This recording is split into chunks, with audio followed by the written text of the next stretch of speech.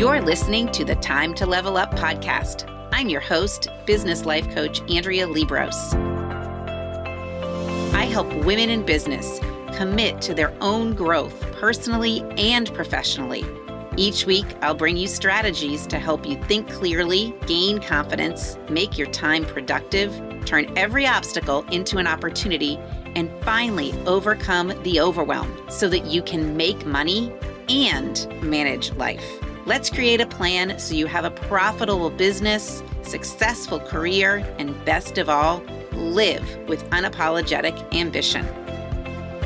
Are you ready to drop the drama and figure out the how in order to reach your goals? You're in the right place. It's time to level up. Let's do this.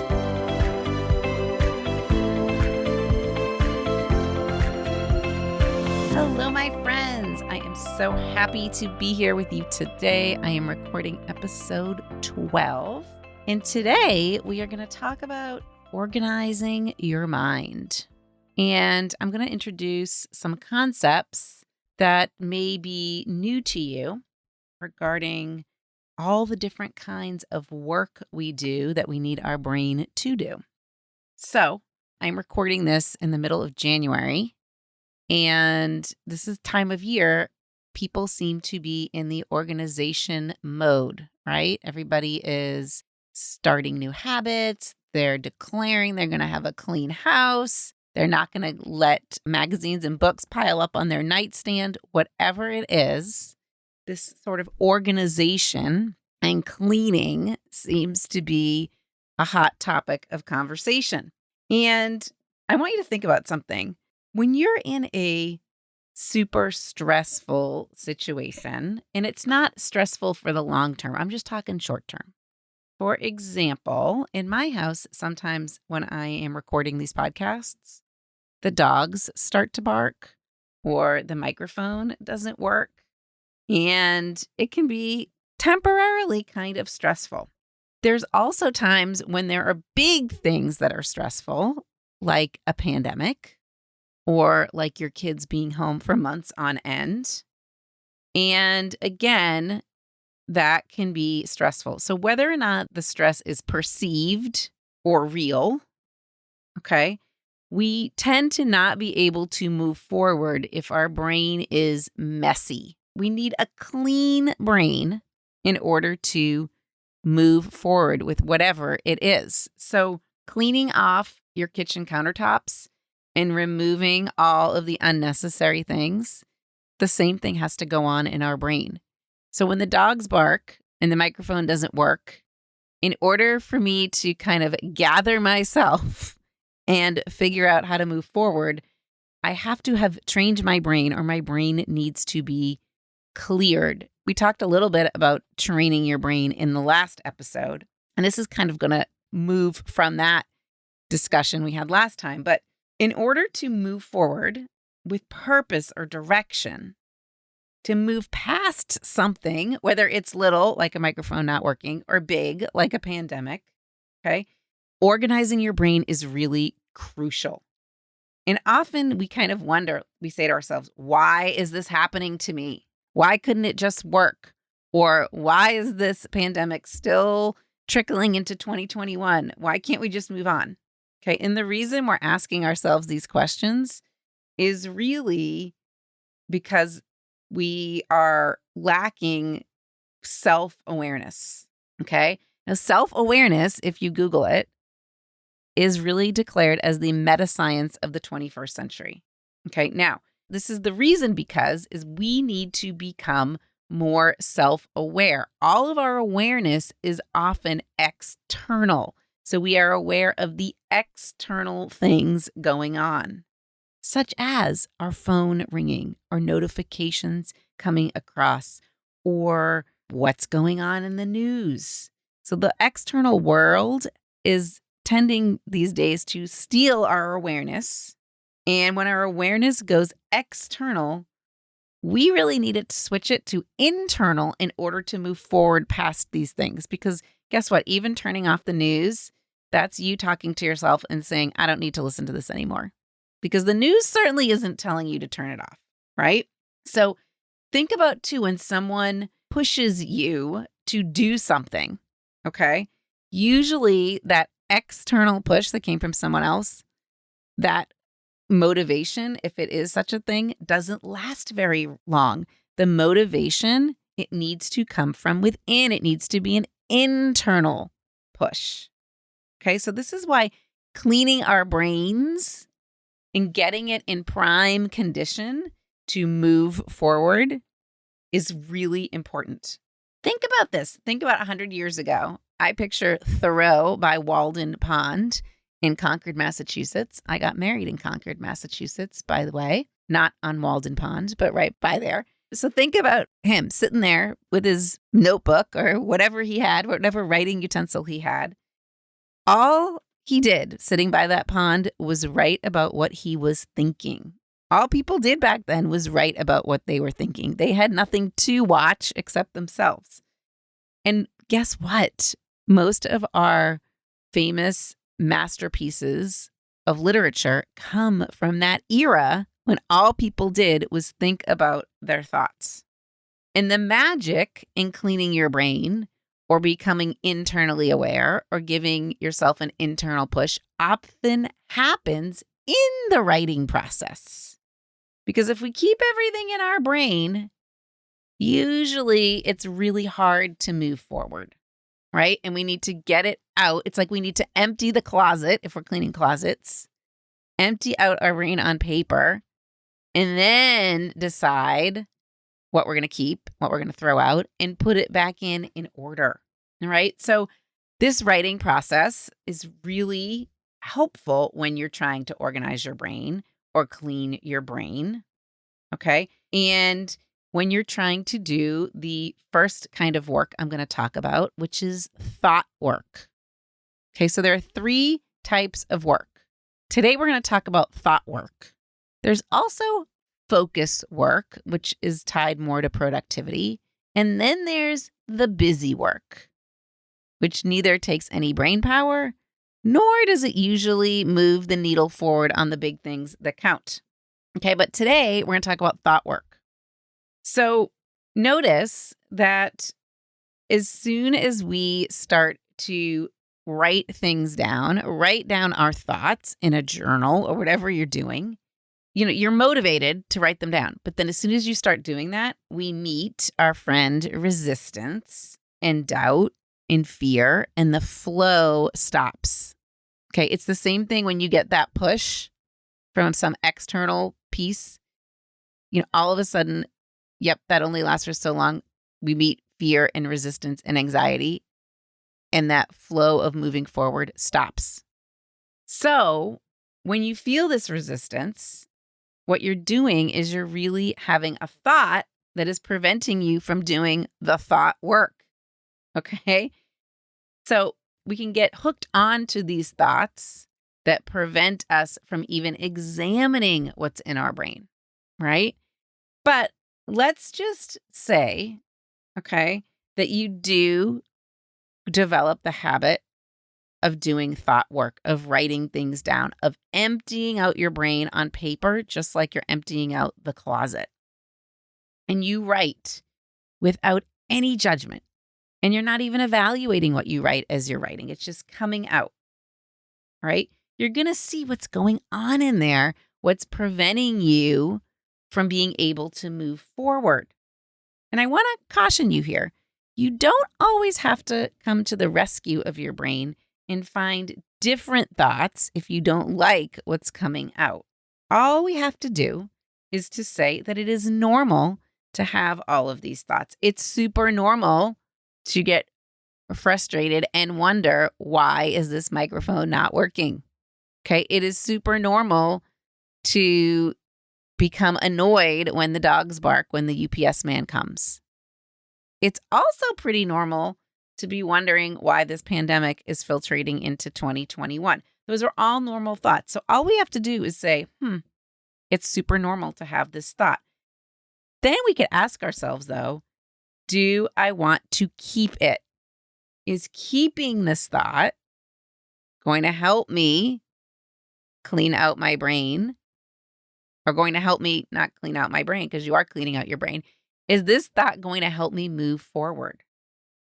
All right. And we can do just like we do with the things in our closet. We can donate or give away the thoughts that don't work so that we can be open to believing something new, just like we can be open to putting something new in our closet. You're buying a new dress, you're making room for it in your closet. You're believing a new thought, you're making room for it in your brain. Okay. So think about one day in the future where you might want to be. All right. And in order to get to that point, you have to get out of the space that you're in now, the space where you may be stuck. All right. So it takes putting my thoughts that I'm having now on paper and having an honest look at them in order to move forward. All right. So think about this. This analogy was shared with me the other day. Think about fish swimming in the ocean. Okay. They are flowing through the ocean. But if someone throws a hook, fishing hook, someone's fishing on the banks of the river or on the beach, off the beach, they throw their fishing rod into the water, the hook goes down, it's got something really juicy on it, okay? The fish get to make that decision. Do they want to go take the bait and get hooked and potentially never come back into that flowing state? Or do they want to swim by? So think about this in terms of humans. Do we want to get hooked on the thoughts that we're having that are not allowing us to move forward? Or do we want to flow on by? By dumping out your brain on paper, you are seeing all those thoughts, all those hooks, those potential hooks, and you're going to see the ones you've gotten hooked on and the ones you haven't. And then you get to decide whether or not you want to go for the bait or not. Okay. So writing things down on paper helps you, one, organize your brain, helps you, two, decide which thoughts you want to keep and which thoughts you don't want to keep. I could have kept the thought that I should just give up and not record this podcast today because the microphone wasn't working. But I didn't. I chose to think the thought, you know what? I can figure this out. This isn't rocket science. Okay. So here are some keys or reasons why you should dump out what's in your brain and attempt to organize it. All right. So number one, it's really an opportunity for you to observe your life, to kind of eavesdrop on your life. I like to use that word, eavesdrop. It's giving you like a little picture of what's really going on in there. Okay. And if we don't do this, if we don't eavesdrop with what's going on in there, then all these thoughts, they become the story of your life. And this story can become a big problem. And every little thing can become a big problem. Right? So this COVID, it can be a huge, huge problem if you let it. And you can create a whole story around everything that disrupted your life, COVID related. Or you can choose to create a different story about COVID and share all the great things that happened to you because of it. All right. So when you dump out your thoughts onto paper, it gives you the opportunity to pause and evaluate and reflect versus react and regret. So pause and reflect versus react and regret. Yeah, isn't that interesting? So the pausing brings me to the second reason why doing this is super important. It requires you to slow down. Okay, it requires you to slow down to decide if you like that story. And truly writing things down with a pen and a paper makes you go slower than typing it. So sometimes people ask me, can I type this? Sure, you could type it, but I would love you to write it down with a pen because it's making you go even slower and you can pause and reflect versus react and regret. Okay. So number 3 reason what you're doing when you're writing something down, okay, is you are synthesizing and clarifying your thinking. Your brain is always going to outpace your writing. When you physically write, you're slowing your brain down, right? So when you take notes on what's going on in your brain, you have to make sense of things and write in a way that highlights the most important things. Okay. So, third thing is it clarifies what you're really thinking because you're only writing down the most important things. Number 4, this really gives you the opportunity to ask yourself some questions. Okay. Ask yourself questions. It's super interesting. And these questions can really be helpful in deciding what you're going to keep and what you're going to throw away. And then the last piece of this is it gives you the opportunity to really discover whether or not you're having some bias. Okay. So, you know how the next day after you sleep on something, it never seems so bad as it was the day before, or it seems even greater than it was, right? So you have the opportunity to look in hindsight at what happened. Also, you have the opportunity to look back at it and decide, did I like what happens? So, for example, okay, was COVID really as bad as we thought it was? Writing things down gives you the opportunity to reflect and notice if you had a bias. Also, that amazing party you went to, when you write things down about it, oftentimes you make it even better than it was. Okay, opportunity to evaluate the bias. Okay, when we write things down, we can just look at the facts and clean them up. All right, so when you clean up your thoughts about the past, I want you to notice, though, that the past can be a teacher, but it does not have to be a fortune teller. You get to decide how you want to move forward from here. And do you want to move forward? Do you want to move forward? You get to decide that. You get to evaluate and reflect on the past, but the past isn't giving you your fortune for the future. You get to create that. Now, you're going to say, yeah, but when I do this, I tend to just look at all the negative things. Like if I do these brain dumps, that's what you want to call it, I tend to just look at negative stuff. Well, guess why? Your brain wants to protect you, right? So this is what the brain is supposed to be doing, right? That there's that motivational triad that we all experience. Your brain wants to keep you safe. It wants to be efficient, and it wants to bring you pleasure. So it is cleaning out all the stuff that isn't safe, isn't bringing you pleasure, and isn't very efficient. Okay. But you have now the opportunity to redirect your brain in the way you want it to go.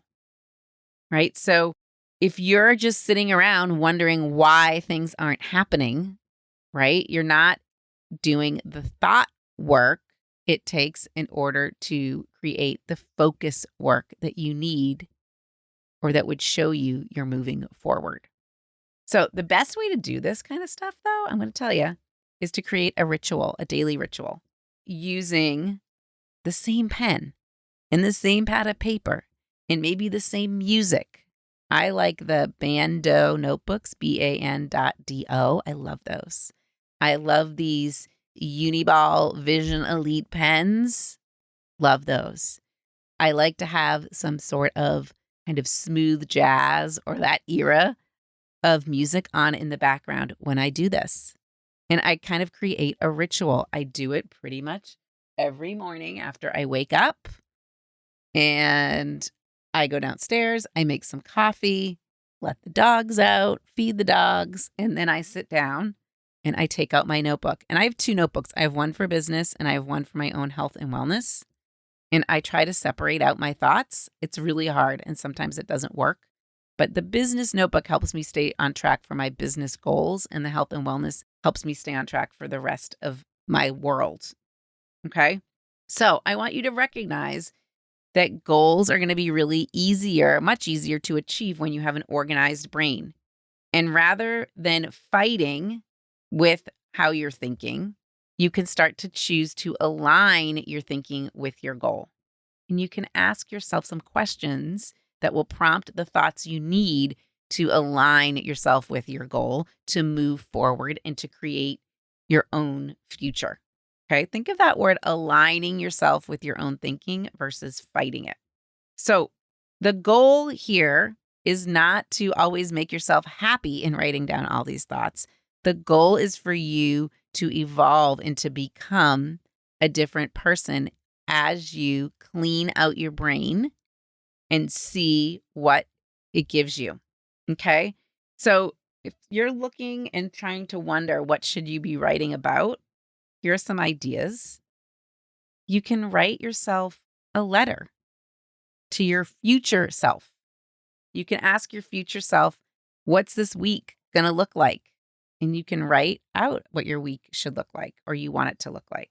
That's one idea. Another thing, you can visualize where you want to go and really truly write out what the picture looks like of where you want to go. Another idea is, how am I going to show up today? How do I need to show up today? How do I think I will show up for my goal today? What are the things that I think I'll have to do to move past all of the thoughts that will come up that will try to prevent me from creating this flow state or moving forward? Okay. And what beliefs am I going to keep? And what beliefs am I going to donate to Goodwill? What beliefs are we going to donate to Goodwill? The ones that won't get you where you want to go. So, how do you allow yourself to get into that flow state, to be like the fish who evaluates all of the hooks that are out there, decides which ones they want to cling on to, and decides also how they want to flow past them? Yeah, this is really the key to organizing your brain, writing everything that's in your brain down and then putting it into different piles: the keep pile, the donate pile, and the throwaway pile. Okay. The things you might want to donate, or maybe thoughts you want to hold on to, but you're just not ready to work on yet. So you're going to donate them to someone else maybe for now, but you might ask for it back. So thought work versus focus work versus busy work. Okay, I'm going to leave you with one more analogy that I heard, which kind of stuck with me.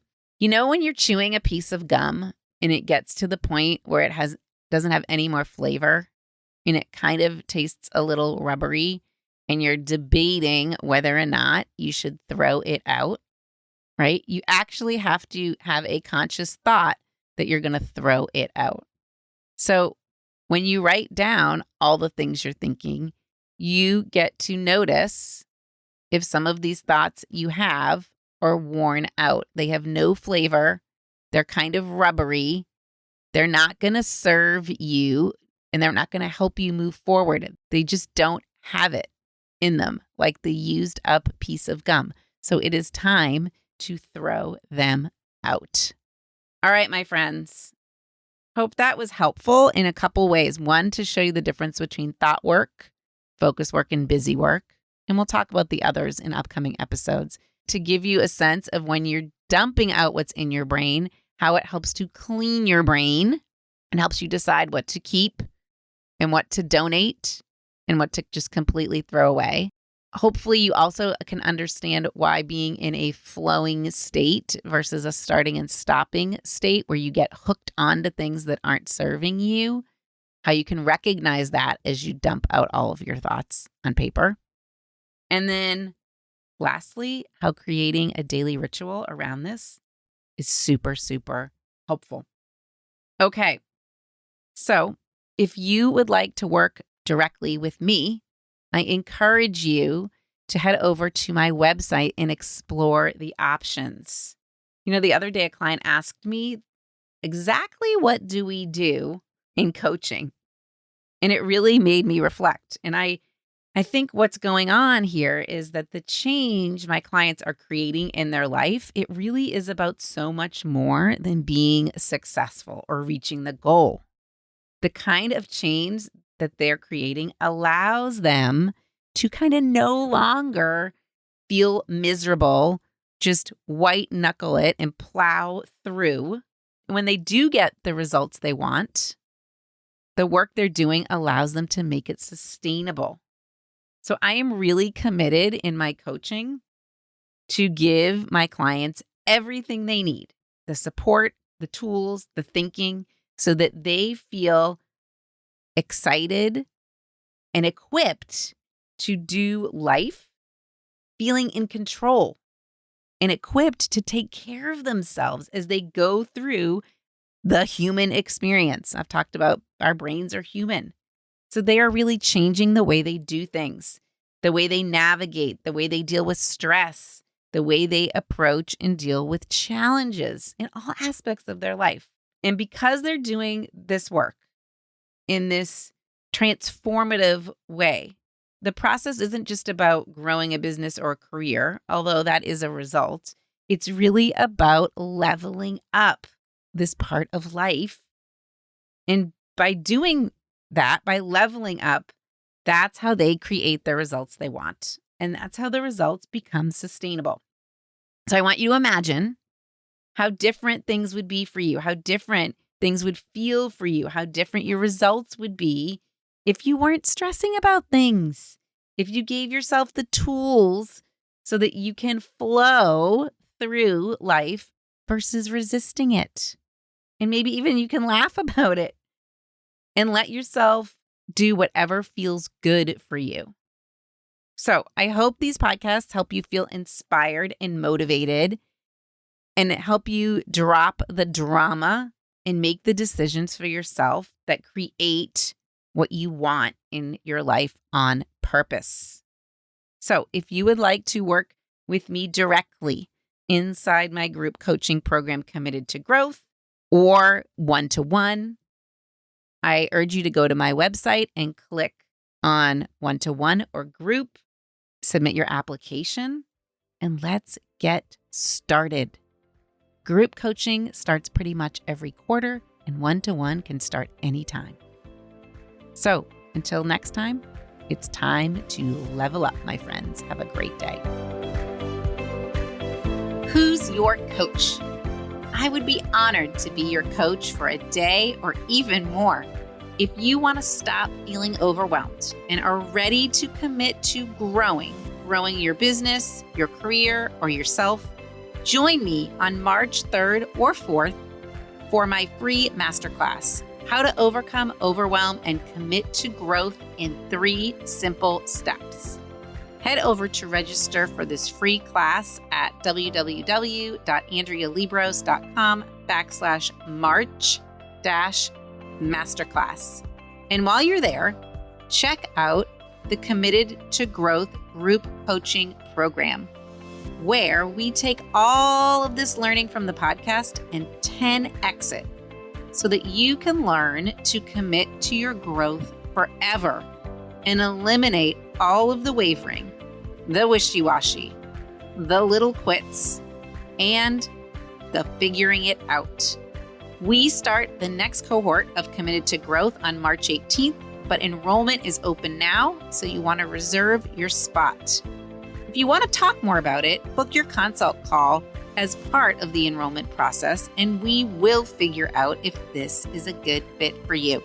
AndreaLiebross.com/group-coaching to find out more. See you in March.